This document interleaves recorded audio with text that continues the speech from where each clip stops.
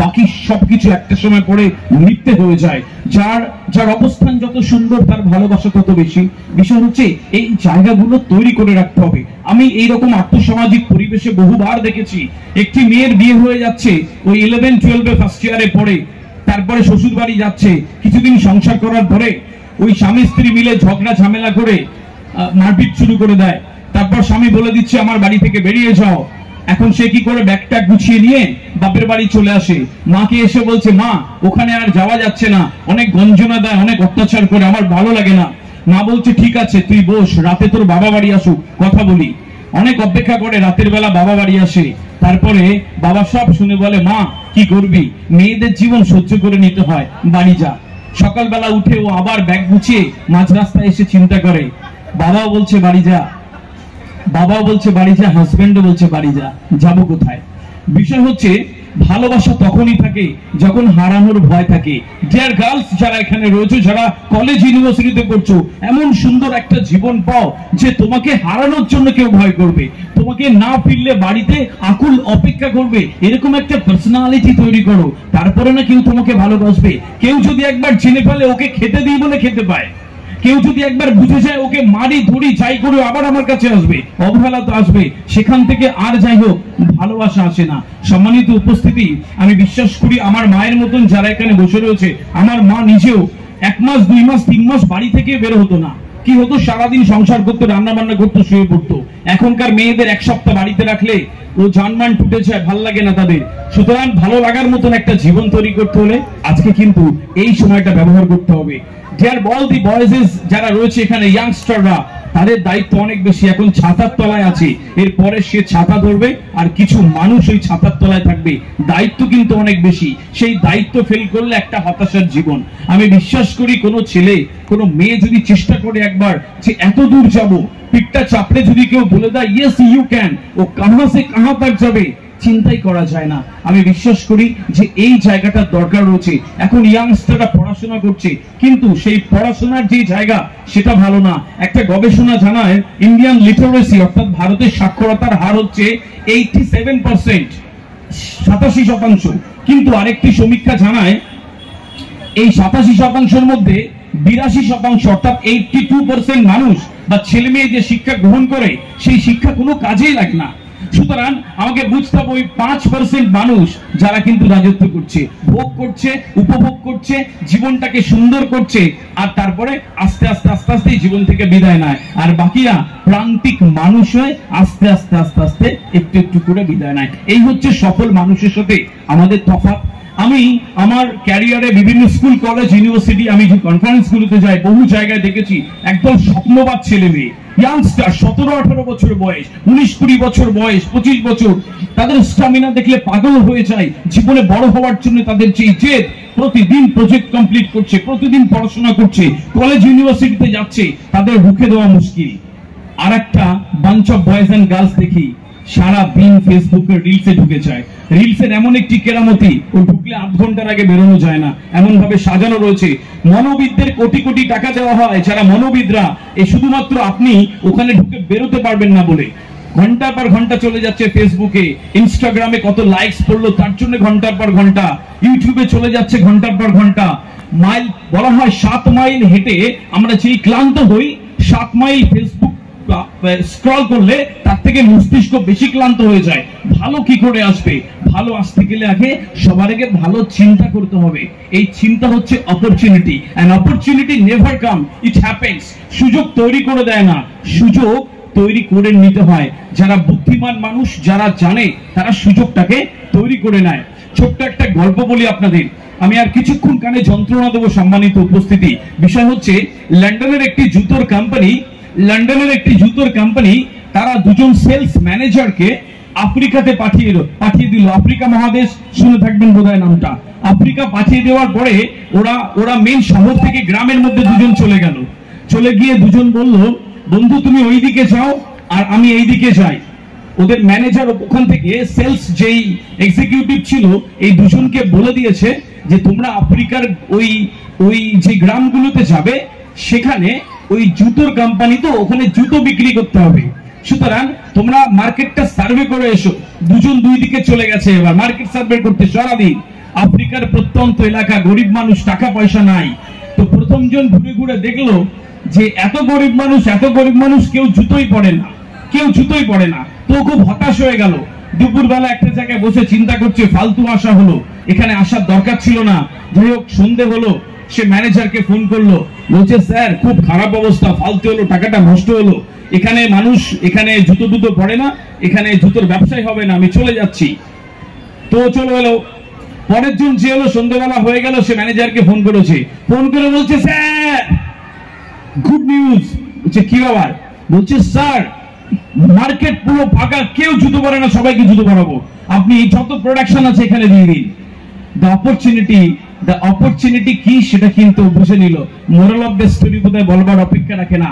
এই দুটো মানুষের মস্তিষ্কের ভিন্নতা। একটা হচ্ছে কেউ অপরচুনিটিস দেখেছে, আর কেউ অপরচুনিটিস দেখতে পায়নি। আমাদের ইয়াংস্টার এখন অপরচুনিটি দেখে না, 10 ইয়ার্স পরে কি হবে, 10 বছর পরে ভাবে না, আগামী 10 দিন নিয়ে ভাবনা চিন্তা শুরু করেছে। মাকে কিভাবে ভালো রাখবো, বাবাকে কিভাবে ভালো রাখবো, একবার কতবার চিন্তা করে। সেই চিন্তার জায়গাটা কিন্তু একটা বড় ইবাদত করা। এটা চিন্তা করতে হবে যে আমার স্বপ্নের সাথে আমি আমার ঈশ্বরকে কতবার আমার স্বপ্নের কথা জানান দিই। সেই রকম একটা বিরাট প্রার্থনা তৈরি করতে হবে। পরিশ্রম আর একটা বিরাট আকুতি একটা মানুষকে অনেক দূর পৌঁছে দেয়। আমি বহু মেধাবী ছেলেকে মেয়েকে হেরে যেতে দেখেছি, তাদের ক্যারিয়ার স্পয়েল হয়েছে, কিন্তু কোনো পরিশ্রমী আজও পর্যন্ত হেরে যায়নি। যে সে সারাদিন পরিশ্রম করেছে এবং একটা সময় পরে আবারও হেরে গেছে, এরকম হয়নি। হেরেছে কিন্তু আবার উঠে দাঁড়িয়েছে, হেরেছে কিন্তু আবার উঠে দাঁড়িয়েছে। সম্মানিত উপস্থিতি, এই না হারার গল্পটা কিন্তু এভাবেই আস্তে আস্তে চলে যায়। আমি বিশ্বাস করি আজকে আপনারা কান খাড়া করে যারা আমার কথা শুনেছেন, তারা একটু হলেও আজকে ফিরে গিয়ে সন্তানকে কখনো বলবেন, বাবা আমি তোমাকে অনেক ভালোবাসি, তুমি আমার ঘরে জন্মেছো, এটা আমি তোমার জন্য অহংকার করি এবং আমি বিশ্বাস করি তুমি ভালো কিছু করবে।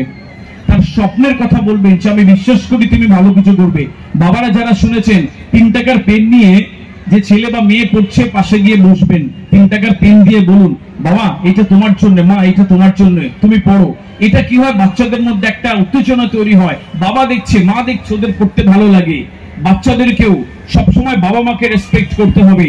যেই এখানে ভাঙড় কলেজ রয়েছে, যেই কলেজে ওরা পড়েছে, স্কুলে পড়ে, তার ইট কাঠ ধুলো বালি পাথর বেঞ্চ চেয়ার সবকিছুকে সম্মান করতে হবে। তারপর একটা শিক্ষা সম্পূর্ণ হয়, বাড়ি থেকে সেই শিক্ষাটা দেবেন। আর একটা বিরাট বড় জেদ, অদম্য জেদ, যেই জেদটা হচ্ছে একটা বিরাট বড় জায়গায় পৌঁছে দেওয়ার জন্য। আমি বিশ্বাস করি আগামী 10 বছরের মধ্যে ভাঙড় বইমেলা হবে। ভাঙড় বইমেলার কমিটি এখানে এত স্কলার, এত সুন্দর বিজয়ী মানুষ এখানে আসবে যে ওরা সংবর্ধনা দেওয়ার জন্য জায়গায় পাবে না।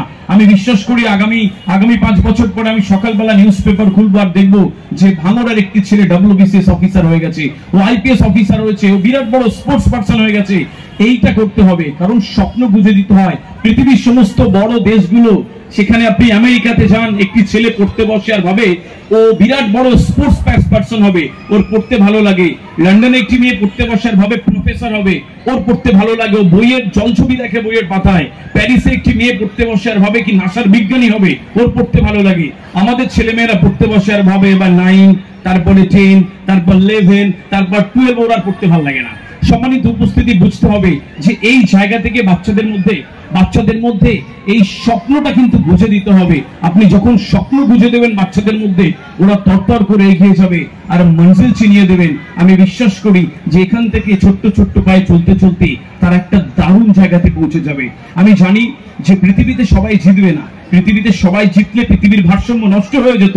সবার কাছে 50 কোটি করে টাকা, কে খাদ্য উৎপাদন করবে, কে রিক্সা চালাবে, দোকান দেবে, এরকম সবাই হবে না। এর মধ্যে বসে রয়েছেন কেউ বিখ্যাত গর্বিত বাবা মা বসে রয়েছেন, আবার এর মধ্যে বসে রয়েছেন এমন একজন বাবা মা যে তার ছেলে বা মেয়ে তার কাছেই মনে হবে একটা বিরাট বড় বোঝা।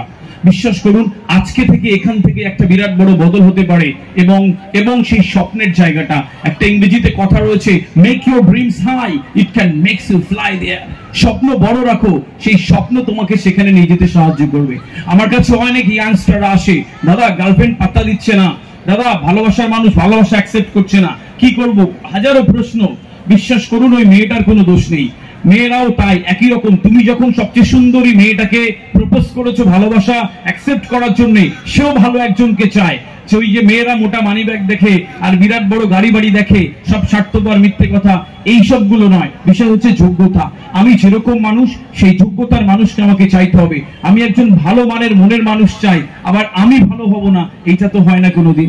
সকালবেলা আমরা স্বীকার করি না করি, আমরা সকালবেলা যখন উঠি আমরা সবাই বাড়ি থেকে বেরোচ্ছি এই ভেবে আমার সাথে ভালো ঘটুক, ভালো খাই, ভালো পড়ি, ভালো বন্ধু হোক, আমার ভালো কিছু হোক, আমার ভালো চাকরি হোক, আমি ভালো থাকি, সব ভালো চাই। অথচ নিজের ভালো হওয়ার ব্যাপারে আমরা খুব একটা এত বুঝি না।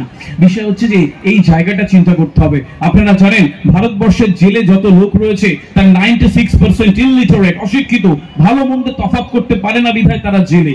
সুতরাং এই ভালো মন্দটাকে আমাকে বুঝতে হবে। এডুকেশন ওই শিক্ষাটা দেয়, এডুকেশন ওই শিক্ষাটা দেয়, এটা কিন্তু আপনাকে বুঝতে হবে।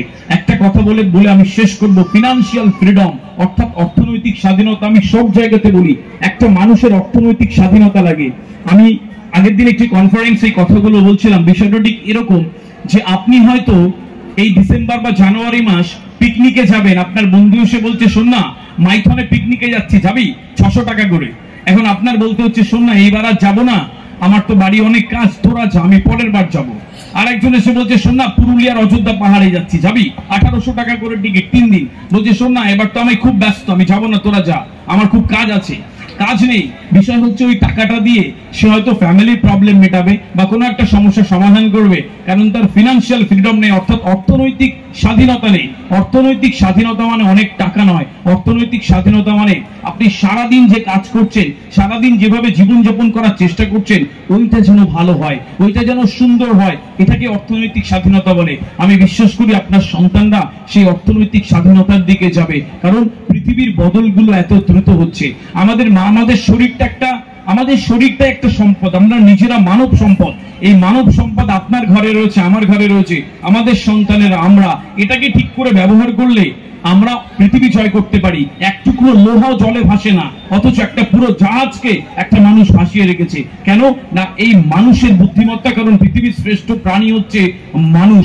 এই মানুষ্য জন্মটাকে সার্থক রূপায়ণ করার জন্য আপনাকে কিন্তু আজকে থেকে, এখন থেকে চিন্তা করতে হবে। কারণ যে চিন্তা করে, যে সৎ থাকে, সে জীবনের জায়গায় পৌঁছে যায়। আর যেতে যেতে আপনাকে একটা কথা বলে রাখি, প্লিজ চেষ্টা করবেন মঞ্জিলকে আপনার সন্তানকে দেখানোর জন্য। যে স্বপ্ন দেখতে পারে কোথায় যাবে, সে আরামসে ওই জায়গায় একদিন পৌঁছে যায়। আপনি মঞ্জিল को भुलाकर जिया तो क्या जिया, अपनी मंजिल को भुलाकर जिया तो क्या जिया, है दम तुझमें तो उसे पाकर दिखा, लिख ले खून से अपनी कामयाबी की कहानी और बोल दो उस किस्मत को, दम है तो मिटा के दिखा। Thank you so much.